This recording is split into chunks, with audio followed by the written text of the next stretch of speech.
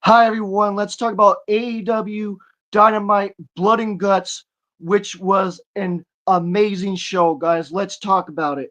So the show opens with Excalibur welcoming us to the show, and we had Harley Cameron and Willow Nightingale and Jimmy Hayter and Chris Enter and Mia Shirakawa and Tony Storms fences Maria Shafir and Megan Bain and Mercedes Monet and Triangle of Madness, Julia Hart and Sky Blue and Tekla. And yes, guys, this was the opening match, the women's blood and guts. I'm telling you guys, this was good. Let's talk about it. So Sky Blue and Willow Nightingale start the match and crawling out the gate out to the apron.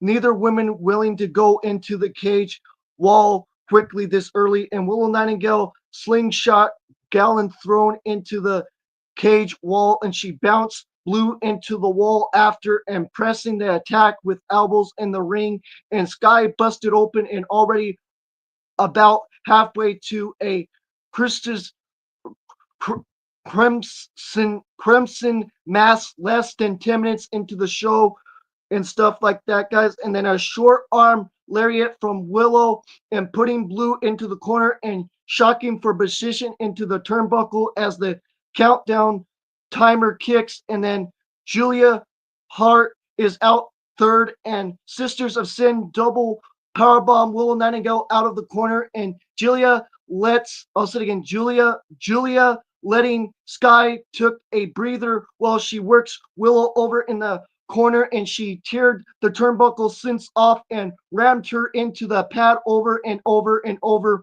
And Julia, Julia, Julia, Julia Hart up top with, sorry, excuse me, Julia Hart up top with slot, wristing it in and walking the ropes old school, which was awesome, guys. And then Sky Blue and Julia Hart looked for something in the turnbuckle pad, but couldn't seem to find it. So they go over to put the boot into Willow and hard whip to the corner and charging strikes and super kick party led her out. And the countdown timer ticked and Harley Cameron came out fourth. And then chairs in hand and dressed as Tiffin Lockhart, and Harley winged the chair at Blue and took it to Hart and counter to counter and back splash and stinger splash, and Sky Blue cut her off with a kick and flowed over the double duplex, and Willow Nightingale recovered to nail the Sisters of Sin with a double lariat, and Julia in the tree of hole, and Sky Blue down and out in the position corner, and baseball slide into a chair, sit in front of Hart's face, and a cannonball suicide into a trash can, and wins against Sky Blue. And we go to the break, and then back from the break, Willow Nightingale bounces Sky Blue out her soul, and the countdown timer ticks, and Tekla came out fifth, and Tekla came in and take her belt off and start whipping chicks with it and ducked a lariat from Willow Nightingale as she gets whipped too, and then a whip took Harley Cameron out at the knee, certain boot from Tekla and Sky Blue as the countdown timer ticks, and then Jimmy Hayter comes out sixth, and she got a bag full of tacks, and it breaks as she gets in the ring, and Jimmy Hayter with trash can lids and barbed wire wrapped candlestick shot, which was awesome, guys. And Sky Blue nails her with a kick to cut her off, and Jimmy Hayter reverses a double duplex from the Sisters of Sin and at a side stepping Tekla, but she eats an elbow anyways. Then a La Casa Dorora face buster into the tax, which was amazing. And then Jimmy Hayter tried and failed to throw the wire stick away, and the countdown timer ticks, and Megan Bain comes out seventh, and she's with the Simplicity Forward, which was awesome, guys. That was awesome with Simplicity Forward being with the side of Megan Bain's side, which was awesome. And then Megan Bain splashes Jimmy Hayter with a kick to the face and a fallaway slam on Harley Cameron, and a counter belly avalanche stacked up the Babe of Wrath, which the Babe of Wrath is Willow Nightingale and Harley Cameron. And Jimmy Hayter makes an honest effect, but Megan Bayne gets the better of her with a huge German suplex, and Harley Cameron hits her with the trash can lid, but Megan Bayne turns it off and scooped her and slammed her on the lid as the countdown timer ticks, and then Chris Statlander is coming out as eighth, and diving pool since shot across Megan Bayne's back, and Chris Statlander wrecking house and slamming Tekla into the cage, and then a spin out slam and a fader bomb on Megan Bayne, and she brought the belt into the ring, which was awesome, guys, with holding the belt while she did that, which was amazing and stuff. And then Prima Manada's back, and Cecily Fowler's off at ringside, and Willow and Chris slash over, who gets to attack, and Sky Blue and Megan Bayne drop both of them with a shove, and then Chris Statlander and Megan Bayne squared up and brawled, and we go to the break, and then back from the break, Harley Cameron is crawling one of the cage persons, smashing Megan Bayne's face in to keep it her from swinging her, and Willow Nightingale grabs her for a power bomb, and Harley Cameron diving crossbody, and the time countdown timer ticks. I'll say it again, guys. Harley Cameron's diving crossbody is, and the countdown timer ticks, and then Mercedes Monet comes out as ninth CEO, and then Mercedes Monet charges at Chris Statlander and caught and turned around onto the top turnbuckle, and Chris Statlander sets the belt down and scoops her up, but Mercedes slips out in a tornado DDT onto the belt, and then Mercedes Monet goes out of the cage and starts throwing a bunch of her title belts into the arm of her teammates.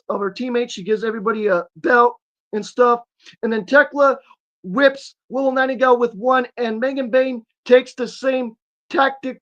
I'll say it again, the same tack with Chris Statlander, and the countdown timer ticks, and Mia comes out as 10th, and Mia brings a barbed wire bat to the processing and doing a fader Terminator with it on Megan Bayne, and a knock lock on Mercedes Monet, and sets up an ascent from a bloody Chris Statlander, and Mia takes the Sisters of Sin out with a crossbody and a Frankensteiner on Mercedes Monet, and Mia shamelessly trading elbows with an elbow, bend and abandon and bending, and then a countdown timer ticks, and then Maria Shafir comes out as 11th, and then I'll say it again.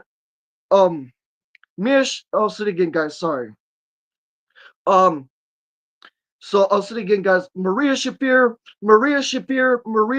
pulls Chris Statlander out of the ring and slams her onto the floor and whips it into the barricade. And Maria Shafir goes under another barricade, and she gets a bed of nails and shocking for precision in front of the nails. And Maria Shafir knocks Chris Statlander into it with a kick, and Maria Shafir takes her socks and shoes off and flips Chris Statlander the bird, the middle finger, guys, and stuff, and then returns to the ring, and then a duo throw on Jimmy Hayter and a twist lock, and then the countdown timer ticks, and then 20 Storms comes out as 12, and then the match begins and stuff, guys, and a lot of boom, boom, boom, boom, boom, boom, boom, boom, good stuff. Let's talk about it. So fist load with strings of pearls, and 20 Storms throwing heavy right hands, and Maria Shafir gets the better of her with kicks, and a Tiger Prince head scissor driver onto the plat between rings, and Mercedes Monet whips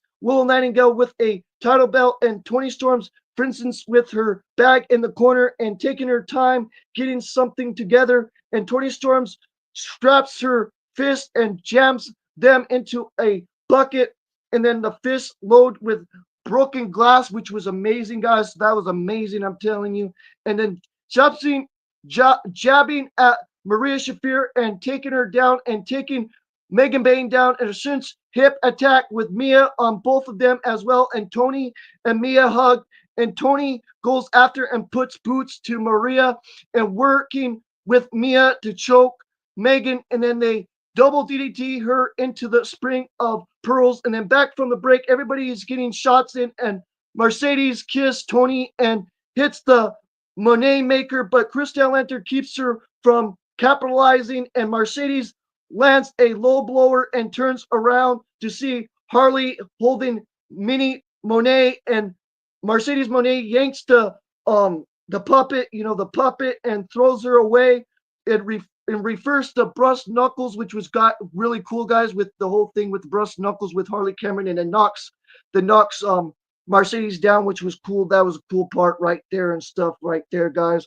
So with the Brust Knuckles, which Harley dropped her, which I just said, and then Julie Hart with a TEO and Kafrinson with Tekla, and they go to the floor and they try to get the key, but the ref refused so they can lay him out, and Mercedes starts juggling women out of the cage, starts throwing them out of the cage and stuff. And Christelle Enter hits every step on the way down, and Tekla lets also again Tekla lays Jimmy Hayter and Harley out with a spear, which was awesome with Tekla with the spear to Jimmy Hayter and Harley Cameron.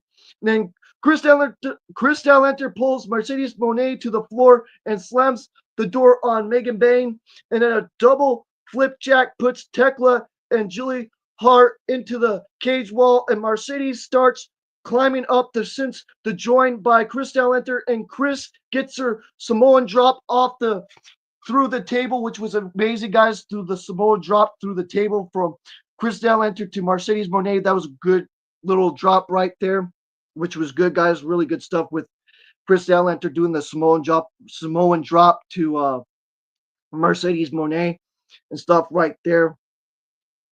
And then Julie Hart locks most of the baby faces out, and Tony Storms dumps out the broken glass, and she and Mia Tuplex Maria Shafir into the glass, and then Tony grabs a mirror and lays it against Maria Shafir in the corner and blows a kiss to the crowd, and Maria Shafir stands up and throws the mirror dead on at Tony Storm's face, and glass everywhere. And then Mia grabs the barbed wire bat and wraps a figure four leg lock around Megan Bain with the bat in her legs, and then Maria Shafir loads her feet with a broken glass and steps Mia's head to break it up, and then choking Mia out, and Triangle of Madness holding Tony Storms and forcing her to watch while Megan Bain whips Mia over and over and over again with the belt. Yes, guys, Megan Bain kept on spanking Mia's butt with the belt and kept on doing that. And then Tony Storms gave up, and that's what happened right there, guys. And I'll say it again. Megan Bain whipped Mia over and over again with the belt, and Tony Storms had enough, and that's what happened right there, guys. And Maria Shafir and Megan Bain and Mercedes Monet and the Triangle of Madness, Sky Blue and Tekla and Julia Hart, they won when Tony Storms surrendered, and that's what happened. And then the post match, the Hills attacked Tony some more to the refs, pulled them apart, and Tony Storms rushed over to cover Mia up. And then we go to the break, and then back from the break, we cut to the loading dock where the Don Callis family is attacking Jurassic Express, and um, Jungle Boy and Luchadors fight their dumbness, but they get overwhelmed just in time for Okada and the Young Bucks to step out of a trailer, and Josh Alexander holds Jack Perry's head and says the Jurassic sets a message last week, so they're sending a message back, and Don Callis says Kenny Omega is back next week, and he's like to send him the message that the Bucks are a part of the family, and Okada tapped his watch and says decision time, and the Bucks look to sense to serve, and they say they'll see them next week. Then we had the Falls Count Anywhere match with Hangman fences Powerhouse, which was good, guys. Let's talk about it. Will Hobbs fences Hangman Adam Page. Let's talk about it, guys. So Hobbs presents tears a turnbuckle pad off, and Adam Page does the same with a bit more struggle and trading punches in the middle of the ring.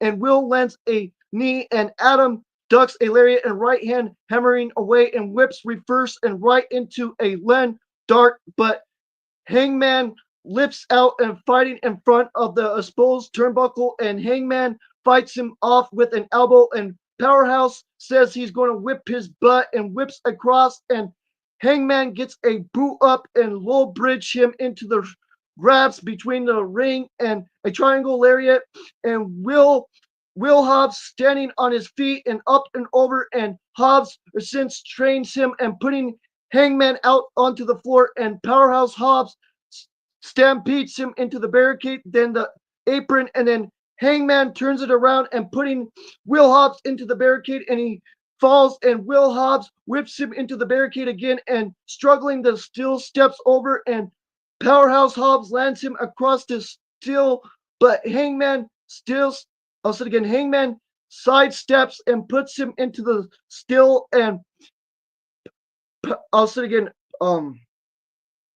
sorry guys, I get distracted a lot, so that's what happens a lot. Sorry about that. Struggling the steps to cove over, and Powerhouse Hobbs lands him across the steel, but Hangman Adam Page sidesteps and puts him into the steel, and Powerhouse Hobbs scoops him up and slams him into the barricade. Then the announce desk and staring Tony Giovanni down and telling him it's his fault. And Powerhouse climbs the steps and rolled strongest slam into the steel steps, and we go to the break.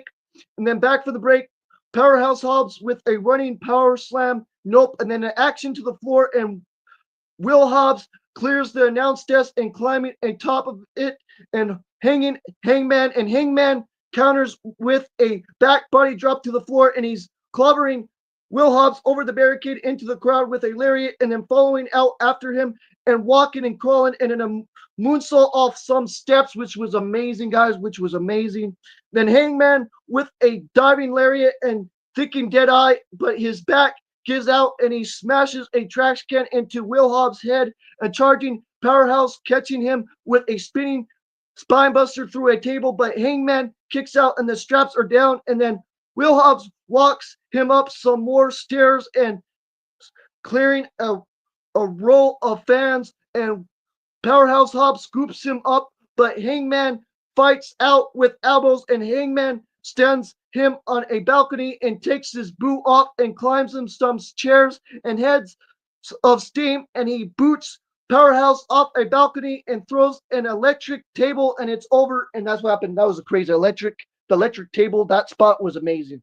I'm telling you tonight, that was amazing. That was amazing, man. And the women's blood and guts that started this show. Give it up to the women too, man. Give it up to Tekla. Give it up to freaking Sky Blue. Give it up to all the women tonight. Even Harley Cameron, even freaking Willow Nightingale, Chris Stellanter, Mercedes Monet, Tony Storms, Mia Shirakawa. I'm telling you guys, they all of them did great. Even Megan Bain too. Oh man, I'm telling you. Oh man. This was an excellent show in my opinion. I know a lot of people are going to say, "Oh well, there was not that much, but it was still good." In my opinion, it was amazing. I'm telling you guys. Let's talk about it.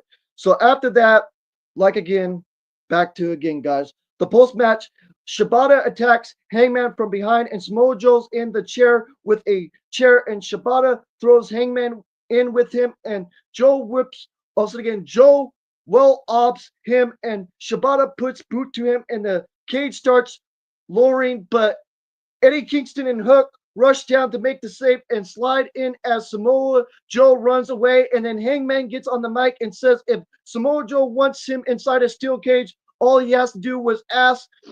And he says, dumb, you dumb, a dumbass. And then he tells him to leave Shibata at home and Will Hobbs in the hospital, and he'll see him in a steel cage match at Full Gear. So yes, guys, we're going to have a steel cage match between Samoa Joe and Hangman Adam Page in a steel cage for the AEW World Title at Full Gear. It's going to be good, guys. I can't wait, man. Then back from the break, Tony Giovanni is in the ring, and he says for him, this is the greatest pro wrestling event in the entire world, and he's seen so many great moments as a fan and working in wrestling, and tonight wouldn't be a sense without one of the men who made wrestling in this venue and on TBS great, and it's the Dragon Steamboat, Ricky, Ricky Steamboat. So yes, guys, Ricky Steamboat comes out, and Tony Giovanni talks about being here as a fan when Ricky and Paul Jones won the tag titles, and Ricky and Dustin Rhodes winning the tag titles here on TBS in 1991. That was way before I was born, guys. And Ricky Steamboat thanks TBS for airing this and points to a sign that says Ric Flair himself and Dustin Rhodes and Sting are the Mount Rushmore of Greensboro. And he says Rick was his number one since back in the day, and he wants to tell a real quick story in 1977 and Mid Atlantic Championship Wrestling, and he was 16 months into the business, and Rick looked at Jim Crockett and said he liked what he saw in this kid, and he wants to do something with him, and then enters FTR with Stokely Hathaway. And Ricky Steamboat says he knows Dex Hardwood wants to give a little friendly, a little friendly mention. And a few years back, he worked with him, and what he saw, then he has come to a fruition, and he climbs that ladder and made it to the top. And Stokely gets on the mic and says he can't believe he's standing in the ring with a legend and puts FTR over as the greatest tag team alive today. And he introduces himself to Ricky Steamboat and says he's not um Dewell um Dewell Dewell Washington, even though people get them abused, give them a give them confused. He says Ricky is synonymous with wrestling in this building, and FTR will make history in Newark at Full Gear. And Stokely says he be a privilege to have his favorite wrestler in front row, and asks Ricky if he has Macho Man's number. And Cash Wheeler steps up and says Ricky has to excuse Stokely. He gets a sense sometimes, and he has to know what high regard that they have hold him in. And we get photos of FTR teaming with Ricky in his retirement match a few years ago. And Cash Wheeler says if anybody could make Ricky look like even a shell of his former self, it's FTR. And Dex Harwood says 13 years ago, the Dragon trained him, and it was a blessing to learn from him and how to. And Dex struggles to find the word and says now that he thinks about it, Ricky didn't even say one intelligent thing in his life. Oh, wait, there is one thing. Ricky Steamboat says it's one thing he didn't teach him is that his attitude has gone in the toilet. And then Dex Harwood says Ricky Steamboat thought him the biggest piece of advice in his life, and that it doesn't matter how much you make, you need to save your money. And that's so true, because if he and Ric Flair had taken his own advice, he wouldn't have to be here. He wouldn't have to be here on the show and stuff like that, guys, and say he wouldn't be here tonight and stuff like that. But who has thought in 2012 that they'll be here on TBS Live, and Dex is a bigger legend than Ricky ever was. And this gets the Dragon hooked up and goes forehead to forehead with Dex Hardwood, and a shoving match breaks out, and Ricky Steamboat holds up timeout hand, and Dex Hardwood tells him to get out of his ring, and Ricky holds a finger up and compose himself as Dex Hardwood keeps talking and grabs the mic and says, going back a few years, he tells both of them to kiss his butt. And then, but sometimes, since this is the better part of our sense, and sometimes when you realize that you're going to be 73, it's not ask for some or forgiveness. It's just going to be the smartest man today. And Dex gives it up for Ricky Steamboat, and Cash hooked Ricky as he tries to leave, and they hammer the Dragon with punches as they go for the spike pile driver, but Brodito makes the save, and then Ricky Steamboat gets on back on his feet, and Bandito lands Cash Wheeler out with a 21 plex to set Brody King up to set him to the floor with a lariat, and then Ricky Steamboat lights Dex Hardwood up with pelt strikes, but Stokely makes the save when Brody King wheels him up, and Cash Wheeler pulls Brody King out, and Bandito sends Cash Wheeler packaging with a drop kick as we go to the break. And then we had the main event, guys. Then we had the main event. This was great. This main event, oh my goodness.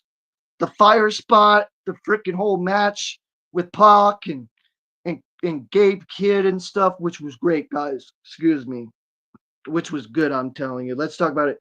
So Darby Allin and Roderick Strong and the Confederation, Kyle O'Reilly and Mark Briscoe and Orange Cassidy face the Death Riders, Claudio Castagnoli and Daniel Garcia and John Moxley and Pac and Wheeler Yuta and the man's blood and guts. Let's talk about it. Darby Allin and Wheeler Yuta start the match, and Darby has his skateboard, and Wheeler Yuta decides to just go ahead and leaves the cage, and Darby heads out after him and rocks him with a big drop kick and whipping him behind cage and barricade, and Wheeler Yuta sidesteps a charge, and Darby Allin goes hard into the barricade and throwing him into the still to stone off and tells him. Then we get FU chant Yuta, the FU Yuta chants, FU Judah, you know what I'm saying?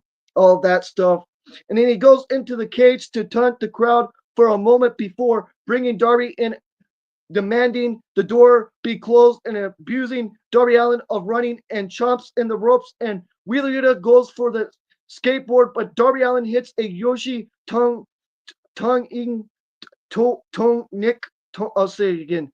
Yoshi tonic and wrenching the tack glued to the bottom of the skateboard into Wheeler Yuta's face, but Wheeler Yuta breaks loose and hits a Olympic slam as the countdown timer ticks, and Orange Cassidy is out third. And I'll say it again. Wheeler Yuta slimps in the corner and taunts to his bleeding face as Orange Cassidy brings his backpack to the ring and puts an elbow shove on, and OC crushes his own sunglasses and uses the twist grab of the fame of grab and Wheeler Yuta in the face over and over, and a tornado DDT falls, and Darby recovers and back splashes, and Orange Cassidy gets a chain out of his bag and loads his fist for a punch to the bread brisk, and then another low punch as Darby gets his skateboard off the top and tax loaded double stomp with the skateboard, and Orange Cassidy tries to cover him, and the countdown timer ticks, and then Daniel Garcia comes out for and rushing Darby into the corner and punching knees and a cinch choke, and Orange Cassidy tries to make the save but gets caught in a reverse chin lock at the same time, and Wheeler Yuta recovers and joins the Frad and headlock punches on OC. Well, Daniel Garcia steps and chokes Darby, and Wheeler Yuta grabs a chain and brings it over, and they clothesline Orange Cassidy with the steel chain to send us to the break. And then back from the break, Orange Cassidy and Darby tie Daniel Garcia and Wheeler Yuta. I'll say it again.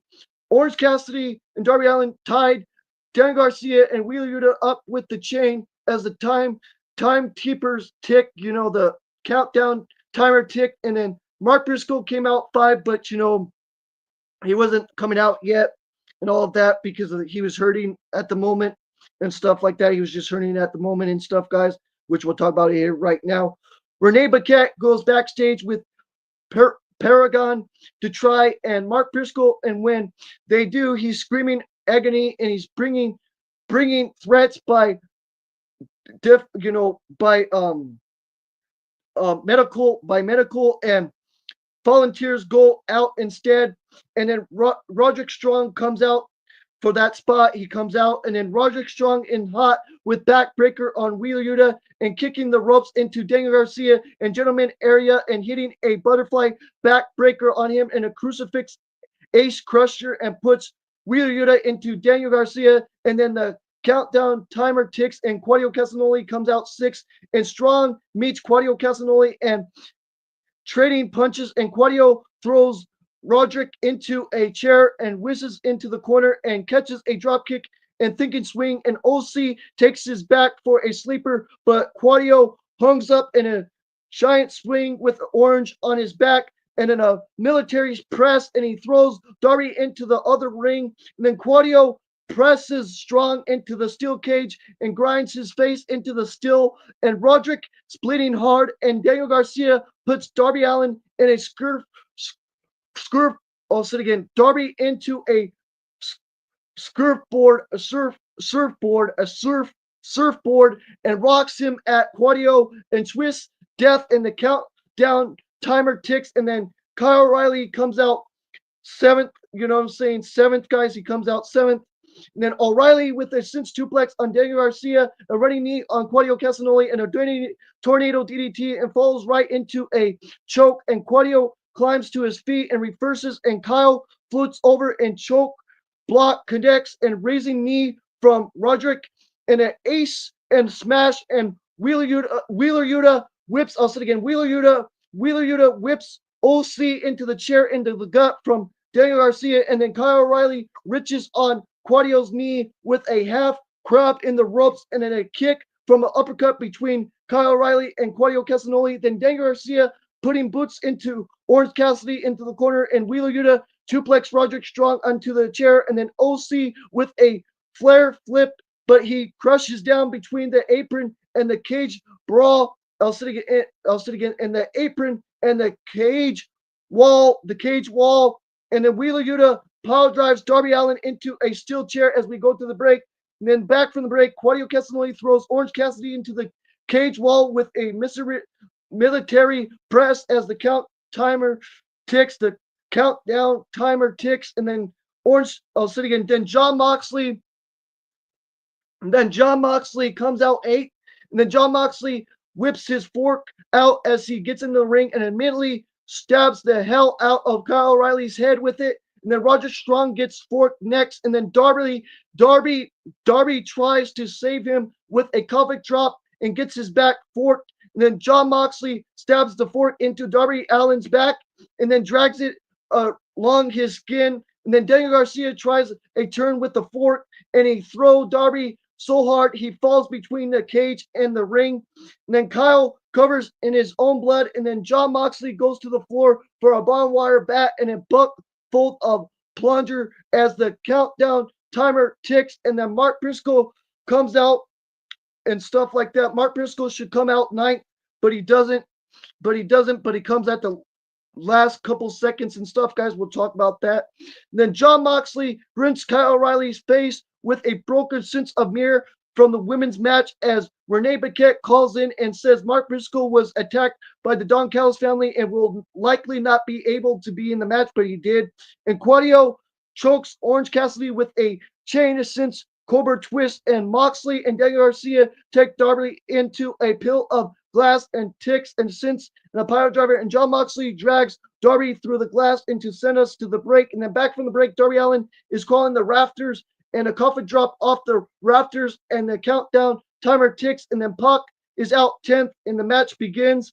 And then Pac sliding shots over Roderick Strong and passing him off the ropes and German suplexing him as Moxley orders the ref to lock the door, and then Pac wrestles with Kyle O'Reilly and covers his own blood, and Orange Cassidy comes off the top and gets caught and German suplex himself, and then Pac calls for Darby and Moxley to do him the favor of tossing him over and hit over steam, and he takes Darby Allin off with a lariat, and then Mark Briscoe is humbling down with a steel chair and a toolbox and a bolt cutter, and he cuts the chain and keeps the door locked, and then he slams the door on Wheeler Yuta and ducks a thrown chair, and he throws one at Daniel Garcia, and then an elbow backing Pac up, and then a sidestep Claudio uppercut his own, and then partners fire up, but Moxley cuts him off with a baseball bat to the ribs and then throws him out to the apron, and then Mark Briscoe grabs the toolbox and throws him inside, but Wheeler Yuta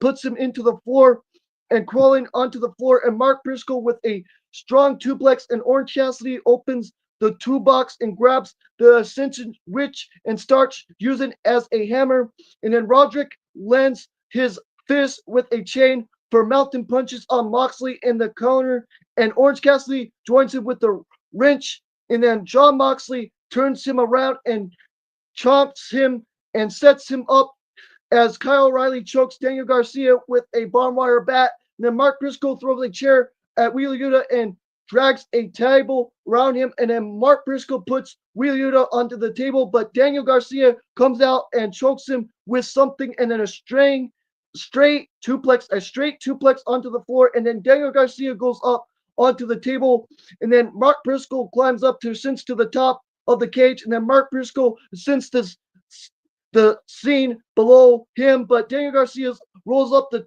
table, and Kyle O'Reilly locks a cross arm bar on him. Then Mark Briscoe walks over and finds Wheeler Yuta on top of the cage with him, and they trade forearms and at high altitude. And Mark Briscoe gets the better of him and fires up, and he grabs a length of rope with a carved on the end of it with chairs and stuff, with three chairs, guys.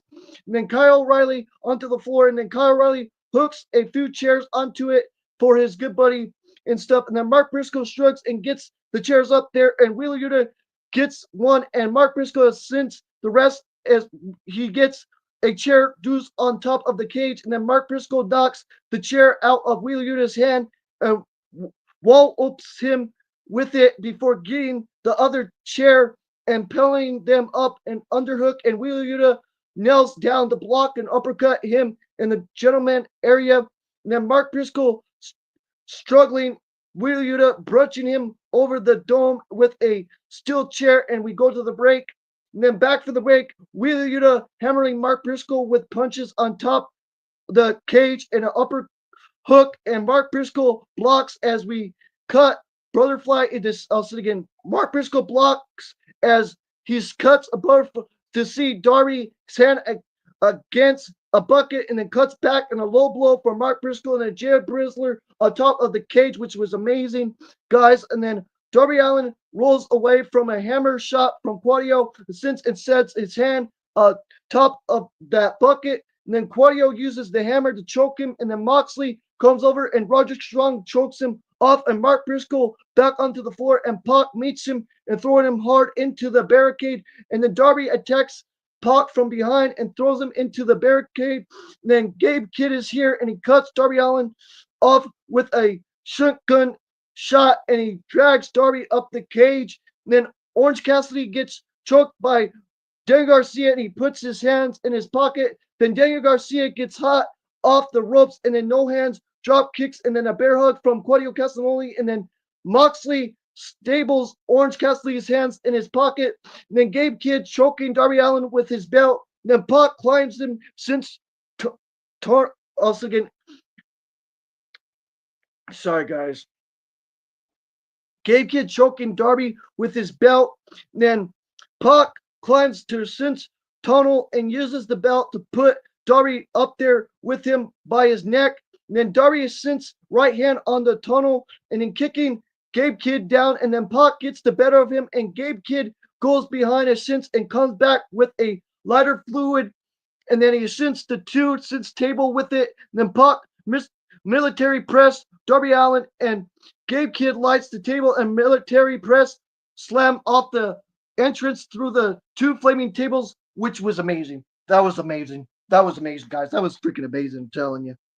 And then security assaults Gabe Kidd out, and Pac washes his hands. A real job done, which was amazing, in my opinion. Just an amazing job. Just amazing work from all these guys, in my opinion, from the heel side and the babyface side.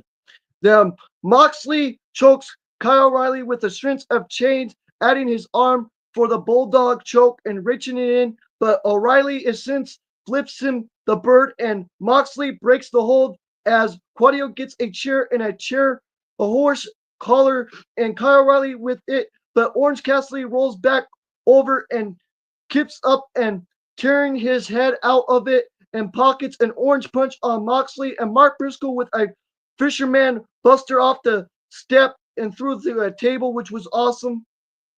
And then another orange punch for Moxley, and then Roderick throws Dan Garcia into the table, a third orange punch, and then Strong throws Wheeler Yuta at a table till it breaks, and then Orange Cassidy with his fist high, and Claudio cuts him off with a twist boot for Roderick off the ropes, and then orange punch counter with death, and Strong puts Claudio into a table, and then a four-point orange punch on Moxley, and then Kyle O'Reilly grabs the ankle lock and is cinched with Moxley, and then somehow Moxley counters into the bulldog choke, but Kyle O'Reilly counters back into an armbar to get the ankle lock again, and he gets set down into a knee bar, and Moxley has nowhere to go, and it's over, and that's what happened, and that's how Darby Allin and Roderick Strong and the Conservation won by submission with a knee bar by Kyle O'Reilly to Moxley, and that's what happened, guys. And then Moxley ables his feet, and Daniel Garcia